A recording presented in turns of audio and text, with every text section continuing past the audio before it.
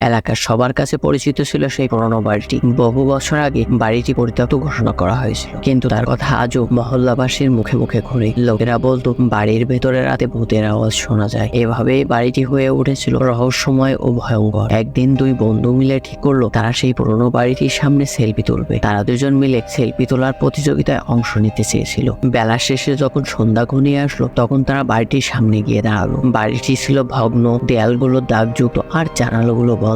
হঠাৎ তারা একটি কোণে পড়ে থাকা পুরনো ঘড়ি দেখলো, যা মনে হচ্ছিল এখনো সচল। চলো এখানেই সেলফি তুলি। তারা হাসি ঠাট্টা করতে করতে ছবি তুলতে লাগলো। সেলফি তোলার সময় তারা পিছনে কিছু একটা নোটে দেয়, কিন্তু তারা সেদিকে নজর না দিয়ে সেলফি তুলতেই ব্যস্ত হয়ে গেল। দেখ বন্ধু, আমার সেলফিটি সব থেকে সুন্দর হয়েছে। কিন্তু ছবি দেখার পর তাদের দুজনের মুখ শুকিয়ে গেল। পেছনে একটি অন্ধকারে ঢাকা মুখ ছিল। তারা দুজনেই আতঙ্কিত হয়ে পড়লো। তারা বুঝতে পারলো এটি স্বাভাবিক কিছু নয়। এক বন্ধু হঠাৎ বলে উঠলো, আমরা দ্রুত এখান থেকে বের হয়ে যাই।